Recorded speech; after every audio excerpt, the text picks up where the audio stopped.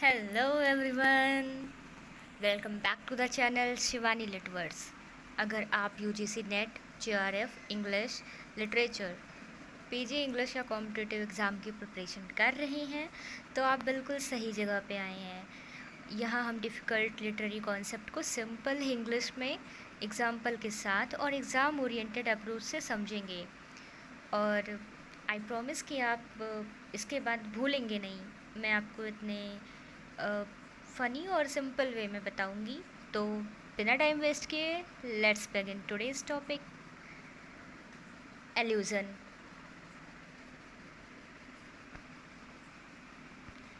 Definition: An allusion is a brief and indirect reference to a well known person, place, event, literary work, historical incident, myth, or religious text.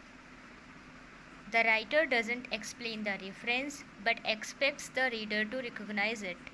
M.H. Abrams defined allusion as a passing reference whose meaning depends upon the reader's prior knowledge. So illusion का मतलब होता है किसी famous person, place, event, book, history, mythology या religious text का indirect यानी घुमा फिरा कर और सॉल्ट रेफरेंस देना। जैसे ऑथर जो होता है वो डायरेक्टली एक्सप्लेन नहीं करता लेकिन बस उसका नाम या हिंट दे देता है। जैसे अगर हम एग्ज़ाम्पल लें, जैसे अगर कोई बोले he is a real Einstein, so यहाँ जो आइंस्टाइन का नाम इंटेलिजेंस दिखाने के लिए यूज़ हुआ है उसको हम एल्यूज़न कहते हैं। फिर हम पढ़ते हैं the writer doesn't explain the reference but expect the reader to recognize it. So writer उस रेफरेंस को एक्सप्लेन नहीं करता, उसे लगता है कि रीडर पहले से उसके बारे में जानता होगा। जैसे डोंट बी अ रोमियो, यानी ऑथर को रोमियो का इंट्रैक्शन, जो ऑथर है वो रोमियो का इंट्रैक्शन नहीं देगा लेकिन रीडर को पता होना चाहिए कि जो रोमियो है वो एक रोमांटिक लवर था। सो जैसे M.H. अब्राम जो है कहते हैं कि एल्यूज़न एक शॉर्ट रेफरेंस होता है जिसका मीनिंग तभी समझ आएगा जब रीडर को पहले से उस टॉपिक की नॉलेज हो। यानी कि जब नॉलेज होगी तो उसकी मीनिंग समझ आएगी, नॉलेज नहीं होगी तो मीनिंग मिस हो जाएगी। Etymology derive from the Latin word alludere, meaning to refer indirectly or to play with, ये हम पीछे पढ़ चुके हैं, यानी इनडायरेक्टली रिफ़र करना या वर्ड के साथ प्ले करना। यानी जो एल्यूज़न वर्ड है वो लैटिन के एलुडेर शब्द से आया है। अब जैसे डिटेल्ड एक्सप्लेनेशन अगर हम पढ़ें तो allusion is one of the most effective literary devices because it allows a writer to communicate complex ideas in only a few words. यानी जो एल्यूज़न है ये एक बहुत पावरफुल लिटरेरी डिवाइस है। इसकी हेल्प से राइटर बहुत बड़ा आइडिया सिर्फ 2 से 3 वर्ड में समझा देता है।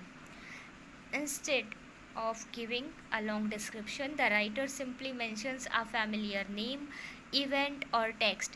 Readers who recognize the reference immediately understand the deeper meaning and emotional significance. So, इसमें जो होता है राइटर लंबी एक्सप्लेनेशन नहीं देता है, बस किसी फेमस नाम, इवेंट, इन सबको मेंशन कर देता है। जैसे ही मेट हिज वाटरलू, यानी बस वाटरलू बोल दिया, पूरा हिस्ट्री एक्सप्लेन नहीं किया। और जैसे जो रीडर्स होते हैं उस रेफरेंस को पहचान लेते हैं, वो उसका हिडन मीनिंग और इमोशंस तुरंत समझ लेते हैं। वाटरलू का बेसिकली का मतलब होता है कि सबसे बड़ी हार। सो मैं आगे आपको अच्छे से एक्सप्लेन करूँगी, अभी आगे है इसमें। तो thus allusion enriches a text without interrupting its flow. इसलिए जो एल्यूज़न होता है जो वो टेक्स्ट को और इंटरेस्टिंग और मीनिंगफुल बना देता है, और जो स्टोरी का फ्लो होता है वो भी उससे ब्रेक नहीं होता। So, the success of an allusion depends on shared cultural, historical, or literary knowledge between the writer and the reader. जो एल्यूज़न होता है वो तभी सक्सेसफुल होता है जब राइटर और रीडर दोनों को सेम कल्चर, हिस्ट्री या लिटरेचर की नॉलेज हो। यानी कि if the reader fails to identify the reference, part of the intended meaning may be lost. अगर रीडर रेफरेंस ही नहीं समझा तो ऑथर का एक्चुअल मीनिंग मिस हो जाएगा। Therefore, allusions are common in poetry, drama, novels, and essays where writers expect educated readers to recognize famous references. यानी कि इसी वजह से जो एल्यूज़न पोएट्री होती है, ड्रामा होते हैं, नॉवेल्स होते हैं, वो सारे एसेज में बहुत ज़्यादा यूज़ होते हैं। अब हम देखते हैं इनकी कैरेक्टरिस्टिक क्या होती है। कैरेक्टरिस्टिक इनकी ब्रीफ एंड इनडायरेक्ट रेफरेंस होता है। एल्यूज़न क्या होता है, सॉल्ट और इनडायरेक्ट हिंट देते हैं। Not explained by the author, ये जो है ऑथर के द्वारा एक्सप्लेन नहीं किए जाते हैं। राइटर कोई एक्सप्लेनेशन नहीं देता है। Depends upon readers background knowledge, यानी मीनिंग समझने के लिए रीडर को पहले से नॉलेज होनी चाहिए। जैसे रोमियो का नाम लिया तो हमें पहले से पता होना चाहिए कि रोमियो जो है एक ओवर ड्रामेटिक लवर था।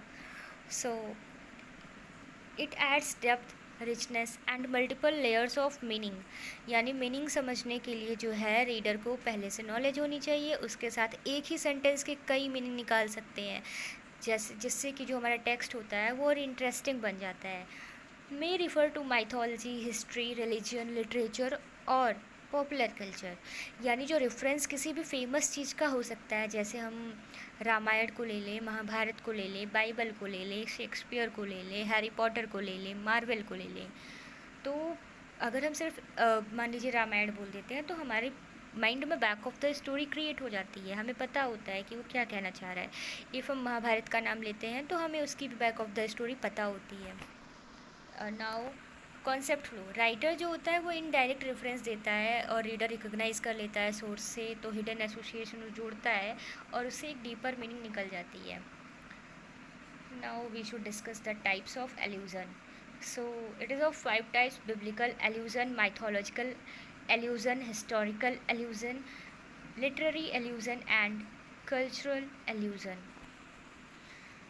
हाँ, मैं यही कह रही थी, हम डिस्कस करेंगे। ही मेट हिज वाटरलू, यानी historical illusion to Napoleon's defeat. सो जैसे हमने पढ़ा बिब्लिकल एल्यूज़न, तो यानी इसमें बाइबल से रेफरेंस लिया जाता है, जैसे गार्डन ऑफ ईडन हो गया। नेक्स्ट है माइथोलॉजिकल एल्यूज़न, यानी कि हमारा जो हो गया ग्रीक या रोमन माइथोलॉजी से लिया जाए, जैसे अकाइलस हील हो गया। हिस्टोरिकल एल्यूज़न में हो गया कि जैसे हिस्ट्री के इवेंट या पर्सनालिटीज़ को जो है दिया जाए, तो जैसे वाटरलू हो गया एग्जाम्पल। लिटरेरी एल्यूज़न हो गया, यानी कि कोई बुक या फेमस लिटरेरी कैरेक्टर हो, जैसे रोमियो, सिंड्रेला। कल्चरल एल्यूज़न में है जैसे कि पॉपुलर कल्चर या ट्रेडिशन, यानी Bollywood, cricket, Superman and etcetera. हाँ, अब एग्जाम्पल है ही मेट हिज वाटरलू, तो बेसिकली इसमें क्या होता है कि जो नेपोलियन की जो फाइनल डिफीट होती है वो वाटरलू में हुई थी, इसीलिए इसका जो मतलब होता है, इसका मतलब होता है किसी की फाइनल डिफीट। और अकाइलस हील में क्या होता है, अकाइलस की बॉडी जो होती है वो इनविंसिबल थी, तो जो सिर्फ उसकी हील वीक थी, तो आज इसका मीनिंग होता है कि किसी की वीकनेस। और गार्डन ऑफ ईडन में क्या होता है, बाइबल में जो है गार्डन ऑफ ईडन जो है परफेक्ट और इनोसेंट प्लेस था, तो आज इसका मीनिंग होता है गार्डन ऑफ ईडन का इनोसेंस या परफेक्ट प्लेस। और she is Cinderella, literary allusion suggesting transformation and unexpected success, यानी कि सीज़ा सिंड्रेला का मतलब जो आज के टर्म में हम पढ़ेंगे तो ये होता है अनएक्सपेक्टेड सक्सेस या ट्रांसफॉर्मेशन। सो अब इसके फंक्शंस क्या है, यानी एल्यूजन क्या करता है। Allusion basically create deeper meaning, saves explanation, connect text और strengthen themes and engage knowledgeable reader, यानी जो है एल्यूजन हमारा डीप मीनिंग क्रिएट करता है, टाइम बचाता है, डिफरेंट टेक्स्ट को कनेक्ट करता है, थीम्स को स्ट्रॉन्ग बनाता है, इंटेलिजेंट रीडर्स को इंगेज करता है।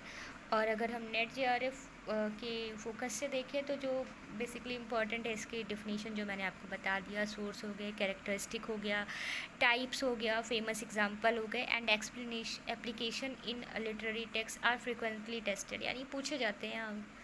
सो आज के लिए इतना ही। और ये कुछ एमसीक्यू है कि जो एल्यूज़न है वो जनरली एक इनडायरेक्ट रेफरेंस देता है। अकाइलस हील जो है वो हमारी ग्रीक माइथोलॉजी से होती है।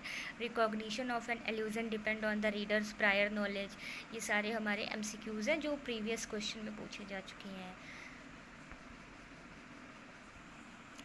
आई होप आज का टॉपिक आपको अच्छे से समझ आया होगा। अगर वीडियो हेल्पफुल लगी हो तो प्लीज़ लाइक करें, सब्सक्राइब करें, अपने फ्रेंड्स के साथ शेयर करें और UGC NET JRF, UG, PG, English literature की कंप्लीट प्रिपरेशन के लिए चैनल को सब्सक्राइब करके बेल आइकन ज़रूर प्रेस करें। मिलते हैं नेक्स्ट वीडियो में एक और इम्पॉर्टेंट टॉपिक के साथ। Thank you for watching and connected रहिए शिवानी लिटवर्स के साथ। Thank you so much. Bye bye.